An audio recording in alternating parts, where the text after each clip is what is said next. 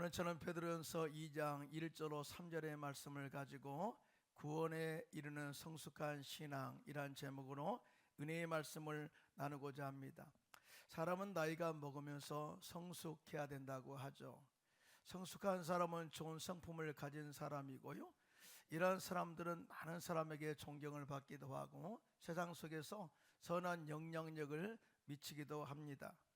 신앙생활에서도요, 성숙한 성도가 되어라 라고 말씀을 하고 있어요. 이에 대해서 사도 바울은 에베소 4장 13절에 이렇게 말씀합니다. 시작.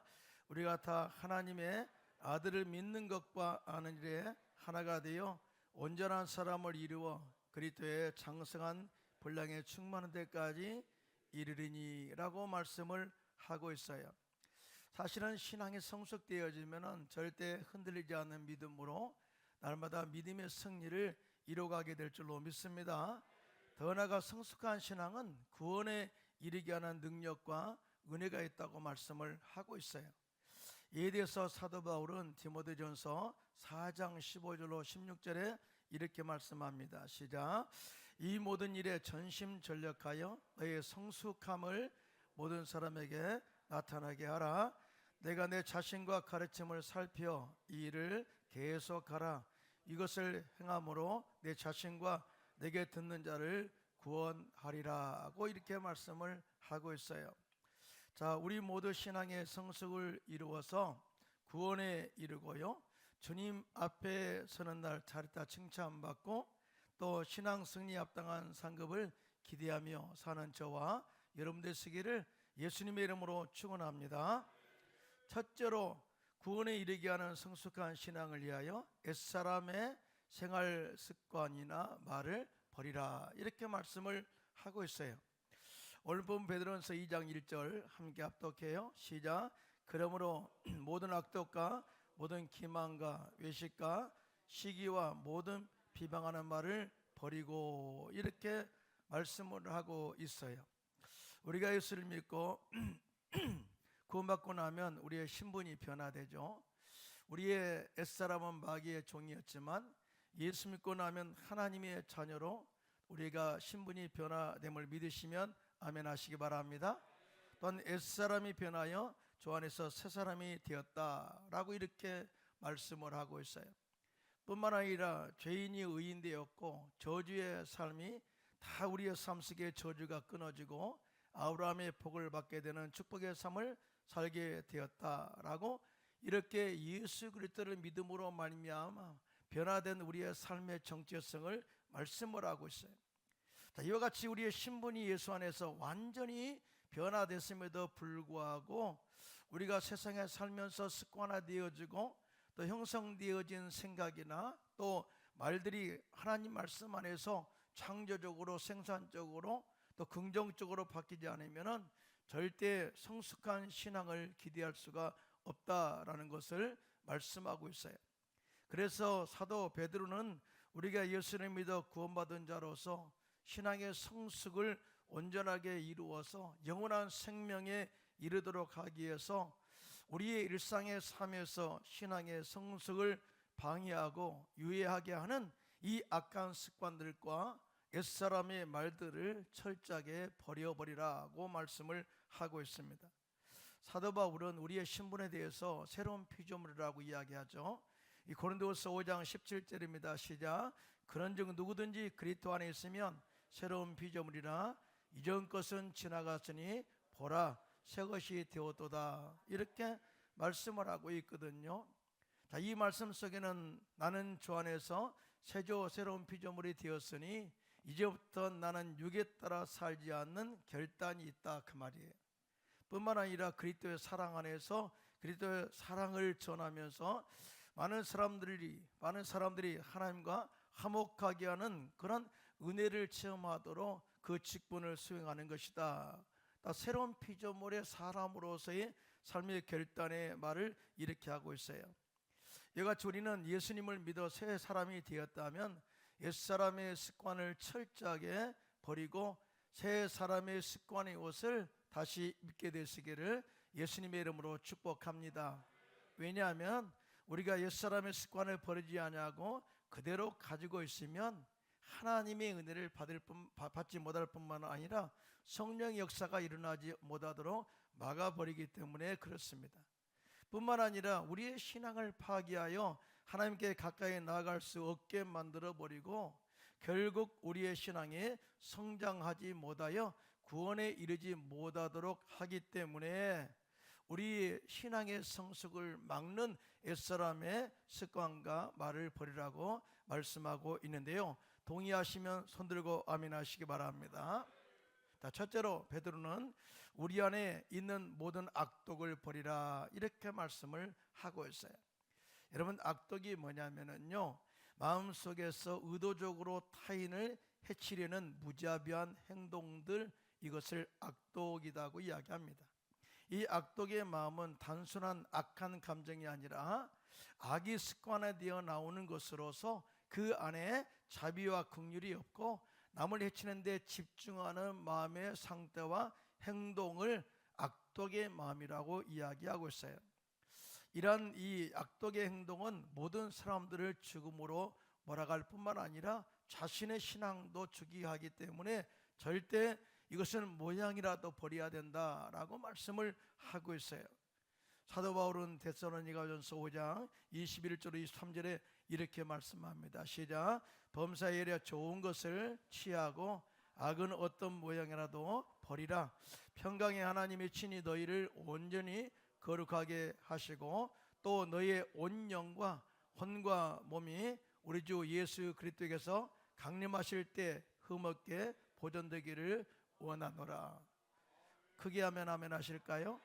우리의 신앙은요, 주님 오실 때까지, 주님 나라 갈 때까지, 구원에 온전히 이를 때까지 쉬지 않고 우리가 성장해 가는 거예요.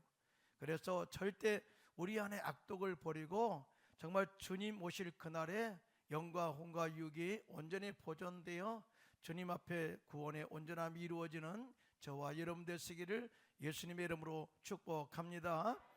둘째로 우리 안에 모든 기만을 버려야 된다라고 말씀을 합니다. 기만은 헬라어로 돌론이란 단어인데요, 유혹하다, 미끼로 끌어들이다, 덫을 놓다라는 의미를 가지고 있어요. 이것은 남의 것을 빼앗기 위해서 말로서 남을 속여 흉계를 꾸미는 마음을 의미하는 것으로서 남을 속이는 것이 기만이다 라고 정의를 하고 있어요. 왜 우리 안에 기만을 버려야 하냐면 기만은 마귀의 것이기 때문에 그렇습니다. 이런 마귀를 누구라고 합니까? 거짓의 아비라고 그러죠. 자, 겉으로 웃으면서 속으로는 우리들을 망하게 할 계획을 가지고 미혹시키는 간사한 영이죠. 자, 그러므로 우리들은 악한 마귀에게 속지 않게 하여 우리 안에 있는 기만적인 요소를 다 회개하고 철저하게 버리시기를 예수님의 이름으로 축복합니다. 셋째로 우리 안에 외식을 버려야 돼요. 자, 외식이란 다른 사람의 눈에 좋게 보이려고 겉을 포장하고 가장하는 것을 외식이라고 말해요. 다시 말하면 선하지 않으면서 선한 척 하는 것이죠. 거룩하지 않으면서 거룩한 척 하는 것이 바로 이 외식입니다. 아무것도 없으면서 이 부자인 척 하는 거만한 행위들, 이 모든 것이 외식에 해당하는 그런 단어예요. 자, 예수님께서는 율법을 지키지 못하면서도 자신은 율법을 지킨 사람처럼 포장하고 또 자신들은 거룩하지 않으면서 거룩한 사람인 척 가장하여 남을 비판하고 판단하여 정죄하는 유대인들에 대해서 그들의 외식에 대해서 담같이 강하게 책망하셨어요. 마태복음 7장 3절 5절 시작. 어찌하여 형제의 눈 속에 있는 티는 보고 내 눈 속에 있는 들보는 깨닫지 못하느냐. 보라, 내 눈 속에 들보가 있는데 어찌하여 형제에게 말하기를 나로 내 눈 속에 있는 티를 빼게 하려 하겠느냐. 외식하는 자여, 먼저 내 눈 속에서 들보를 빼어라. 그 후에야 밝히 보고 형제의 눈 속에서 티를 빼려라. 이렇게 말씀을 하셨어요. 그래서 이와 같이 하나님은, 예수님은 외식하는 자들을 가장 싫어하셨습니다. 참된 신앙은 그 안에 감추지 않는 순수함이 있어야 된다라고 정의해요. 자, 그러므로 우리는 하나님 앞과 사람 앞에서 외식을 철저하게 버리고 주 안에서 정직하고 또 순수하고 진실한 신앙이 되어서 하나님을 기쁘시게 하고 그 안에서 건강한 성숙이 있기를 예수님의 이름으로 축복합니다. 넷째로 우리 안에 시기를 버려야 된다라고 말씀을 합니다. 시기란 것은 뭐냐면은 남이 잘 되는 것을 부러워하다 못해 배 아파하는 것으로 질투하고 미워하는 것을 그래 시기라고 해요. 참 우리나라 사람들 시기가 많죠, 그죠? 사촌이 땅을 사면 배가 아프다고 그러죠. 근데 제가 헝가리에서 선교사로 살아갈 때 헝가리 사람들은 더 하더라고요. 사실은 그들은 신앙을 세계적으로 믿었던 카톨릭 국가인데요. 그럼에도 불구하고 옆에 집에 소가 벼락 맞아 죽었다 그러면요, 내 집에 소가 벼락 맞아 죽었다면요, 옆에 집에 있는 소도 벼락 맞아 죽어야 좋대요. 이 정도로 이 헝가리 사람들은 시기와 질투가 우리보다 더하다라는 것을 깨닫게 되었어요. 성경에 보면은요, 시기로 인해서 엄청난 죄를 저지른 사람들이 있어요. 가인이 아벨을 시기하여 미워함으로써 밭에서 일을 하다가 가인이 그 형제 아벨을 쳐 죽임으로 말미암아서 성경상 인간에게 첫째 살인 사건이 일어나게 된 것을 보게 됩니다. 요셉의 형들은 요셉의 그의 아버지 야곱에게 사랑받는 것이 너무나 시기하고 질투하고 미워하다가 결국 요셉을 죽이려고 음모를 꾸몄고요. 결국 또 이렇게 미디안 상인에게 종으로 팔려가게 되는 그런 팔아버리는 그런 죄를 범하게 되지 않습니까? 성경이 끝까지 악독을 품고 행동하다가 패가 망신한 인물이 있는데 바로 사울왕이죠. 사울왕은 이스라엘 첫 번째 왕으로서 처음에 그가 사무엘 선지자로부터 기름 받았을 때 겸손한 왕이었습니다. 그런데 말이죠, 다윗이 등장하여 블레셋 거인 골리앗을 치고 대승리를 거두었을 때 사람들이 나와서 노래합니다. 사울이 죽인 자는 천천히요 다윗이 죽인 자는 만만이라 이렇게 외치자 사울 왕의 마음에 시기와 질투와 또 미움이 가득하게 되었고, 기회만 있으면 다윗을 죽이려고 군대까지 동원하는 그런 악한 행동을 하게 된 것이에요. 이와 같이 그 안에 시기가 가득하여 다윗을 죽이려고 혈안이 되어 집중하다 보니까요, 하나님의 영이 사울에게서 떠나버립니다. 여러분, 하나님의 영이 떠나게 되면 영적으로 소통이 끊겨버려요. 그러다 보니까 하나님의 종 사무엘 선지자의 말이 귀에 들어오지 않습니까? 않습니다. 그러다 보니까 그가 제 멋대로 행하는 거예요. 하나님의 영이 사라지면, 말씀이 희귀해지면 절대 자기의 멋대로 행하게 됩니다. 그는 교만하여 선지자의 말과 하나님 말씀에 순종하지 않고 자기 멋대로 행동하다가 결국 블레셋과의 전투에서 죽게 되고 그 아들 요나단도 죽게 되고 그의 가문은 거기에서 끝나게 되는 것을 보게 됩니다. 시기는 아무것도 아닌 것처럼 보이지만은 결말은 이와 같이 가문을 끝나게 하는 엄청난 일 결과를 초래하기 때문에 우리 안에 시기를 철저하게 버려버리는 저와 여러분 되시기를 예수님의 이름으로 축원합니다. 다섯째로 우리는 모든 비방의 말을 버려야 된다라고 말씀을 해요. 여러분, 비방이 무슨 건지 알죠? 비방이라는 것은 상대방을 중상모략하거나 악한 말을 지어내어 거짓말로 남을 헐뜯고 끌어내리는 것, 이것이 비방이라고 정의를 해요. 이러한 속성은 타락한 옛사람의 속성이며 마귀와 연결된 속성이기 때문에 우리 마음에서 단호하게 제거해야 될 줄로 믿습니다. 시기와 비방하는 말을 제거하지 않으면 이것이 계속 자라요.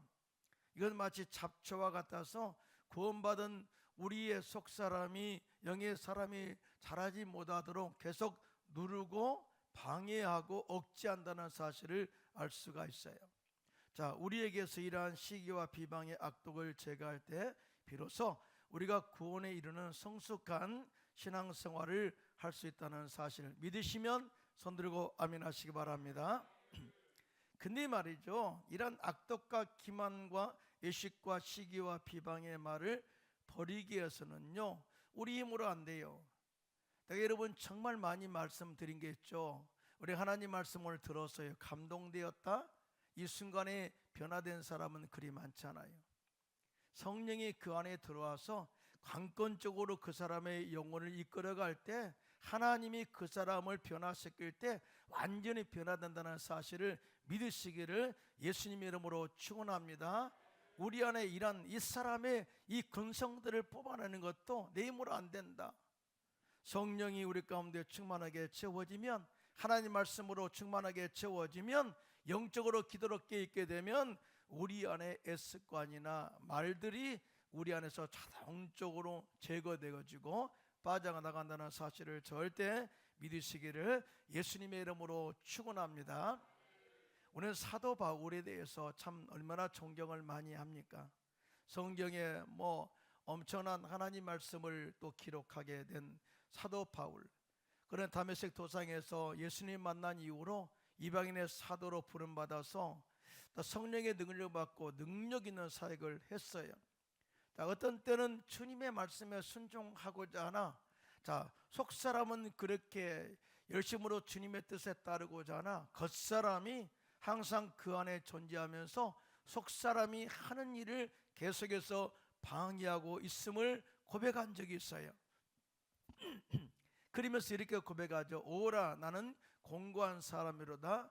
이 사망의 모에서 누가 나를 건져내랴. 이렇게 외쳤던 것을 볼 수가 있어요.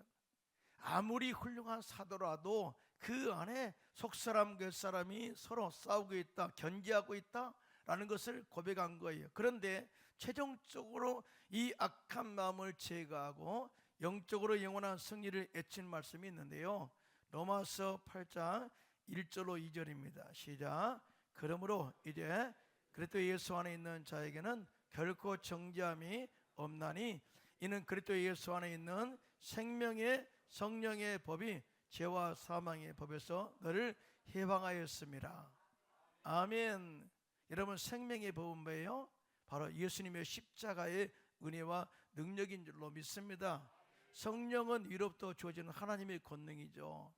그래서 우리는 이 예수 그리스도의 십자가의 생명의 법, 또 성령의 능력의 법, 말씀의 법 안에서 항상 체험으로 말미암아 정말 우리 안에 있는 우리 옛사람의 습관들을 다 제거하고 신앙의 성숙을 계속 이루어가시기를 예수님의 이름으로 축원드리겠습니다. 둘째로, 구원에 이르게 하는 성숙한 신앙을 위하여 갓난 아이들같이 순전하고 신령한 젖을 사모하라, 이렇게 말씀을 하셨어요. 오늘 보면 베드로전서 2장 2절입니다. 시작. 갓난 아이들같이 순전하고 신령한 젖을 사모하라. 이는 그로 말미암아 너희로 구원에 이르도록 자라게 하려 함이라. 그래요. 자, 구원에 이르도록 자라게 하기 위해서 갓난 아이들같이 순전하고 신령한 젖을 사모하라, 이렇게 말씀을 하고 있는데, 갓난 아기들의 특징이 뭔가를 알아야 이 말의 의미를 깨달을 수가 있어요. 여러분, 갓난 아기들은요, 자기 힘으로 할 수 있는 것이 아무것도 없어요. 그래서 무조건 엄마를 의지하죠. 그리고 갓난 아기들은 배고프면 배고프다고 울고, 아프면 아프다고 울고, 또 배부르면 기분 좋다고 방긋 웃는 순수한 자기의 감정을 그대로 표현합니다. 그래서 손주 손자를 키운 사람들은요, 이 아이를 웃기게 하려고 별 방법을 다 써죠. 까꿍 까르륵 하고. 근데 그걸 보면서 아이들은 순수하니까 웃어요. 그리고 갓난아기들은 본능적으로 어미의 젖을 갈망합니다. 왜냐하면 젖을 먹지 않으면 죽기 때문에 그래요. 여러분, 갓난아이 울음소리로 다 다르다고 그랬죠. 제가 금요일날도 한번 말씀드린 적이 있는데요, 기저귀 갈아달라고 하면 킹킹거려요. 킹킹킹. 근데 배가 고프면요, 막 천지가 떨어진 것처럼 울어요. 배가 아파, 막 우는 거예요. 예, 막 갓난아기들에게는 또한 하나가 있어요. 가식이 없어요. 꾸밈이 없죠. 그리고 갓난아기들은 부모의 냄새와 소리에 본능적으로 민감하게 반응합니다. 자, 여기서 갓난아기처럼 신령한 젖을 사모하라 라고 하는 의미를 아마 이제 다 깨달았을 거예요. 우리 역시 하나님의 자녀로서 하나님을 향하여 갓난아기들처럼 전적으로 하나님을 사모하시기 바랍니다. 하나님을 의지하고요, 나의 삶에 고통이 있다면 기도로 아픔을 호소하시기 바랍니다. 하나님께 베풀으신 은혜에 늘 감사하고 기뻐하고요, 하나님이 우리들을 부르실 때 거짓없는 순수한 마음으로 반응하고 하나님 말씀에 절대 가식 없이 순종해야 될 줄로 믿습니다. 더 나아가 영적인 본능으로 주님의 말씀인 신령한 젖을 사모해야 된다라고 말씀을 해요. 여기서 순전하고 라고는 말은요, 거짓 없는 순수함으로 라는 의미를 가지고 있고요, 신령한 젖은 역시 하나님 말씀을 의미하죠. 이와 같이 이 말씀과 같이 우리 성도들은 갓난 아기들처럼 순수하고 신령한 젖인 하나님 말씀을 사모하고 하나님 말씀을 읽고 하나님 말씀을 묵상하고 하나님 말씀을 가르쳐 지키게 함으로 말미암아 구원에 이르도록 신앙 성숙을 계속해서 이루어 가야 될 줄로 믿습니다. 한번 생각해 보실까요? 자, 우리의 신앙의 성장과 성숙이 언제 이루어졌음을 보게 돼요. 자, 처음 예수를 믿고 구원받은 기쁨에 들떠서 예배가 기다려지는 날이 아니었던가요? 너무나 고마워서 감사해서 예배드리고 싶어요.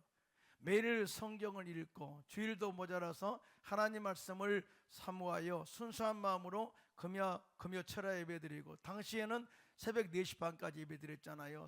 그 철야 예배를 또 참석하고 밤새워 찬양하고 기도했던 열정이 불타올랐던 때가 아니었던가 한번 생각해 보고자 하는 거예요. 또 뿐만 아니라 교구 활동의 삶에서 구역장, 지역장은 기본이요, 또 직분받고 교사로 성가대원으로 또 봉사할 수 있는 자리에 앞다투어 지원했고요, 순복음 뉴스지를 들고 다니면서 이웃과 전철과 버스에서 열정적으로 복음을 전했던 순수한 때가 아니었던가라고 한번 생각을 해보는 거예요. 또 생각해 보면 그때가 우리의 신앙에 제일 성장했고 제일 성숙했고 순수했고 겸손하게 기쁨으로 헌신하면서 더 하지 못해서 안타까워했던 우리의 모습을 다시 한번 생각해 보는 거예요. 우리는 오랜 신앙생활을 하면서 이제 이만하면 됐어, 나이도 들었는데 내가 이만큼 성숙했는데 성장했는데 라고 스스로 자신의 신앙을 포장하고 가식적으로 과신하지를 않았는가 한번 생각해 보았으면 좋겠어요. 혹시 나의 신앙의 순수함이 사라졌다면, 진정한 순수함이 사라졌다면 우리는 다시금 순전하고 신령한 젖인 말씀을 사모하고 성령으로 충만하여 그때 순수한 신앙과 열정을 회복하시기를 예수님의 이름으로 축원합니다. 그래서 사도 베드로는 오늘 본문 베드로전서 2장 3절에 이렇게 말씀합니다. 시작. 너희가 주의 인자하심을 맛보았으면 그리하라. 주님의 은혜가 여러분 가운데 임하시기를 축복합니다. 진짜 하나님의 인자하심을, 주님의 구원의 가치를 맛보았다면, 주님의 사랑을 맛보았다면, 주님의 놀라운 정류가 자비를 맛보았다면, 주님의 축복을 맛보았다면, 성령의 능력을 맛보았다면 더더욱 신앙 성장을 위해서 노력하라, 이렇게 말씀을 하고 있어요. 요즘 아이들이 먹는 분유를 잘 가공하여 엄마의 젖과 같은 효과가 있다고 말합니다. 분유가 너무나 잘 가공됐다 그 말이죠. 하지만 갓난 아기들에게는 엄마의 젖보다 더 좋은 것은 없다고 하죠. 엄마의 초인은 갓난 아기에게 면역력을 강화하여 질병을 이겨내게 하고, 엄마의 젖은 마음의 안정과 지적 성장과 성품에도 또 성품 성장에도 영향을 미친다고 합니다. 그러니까 분유와 엄마의 젖은 다르다는 거죠.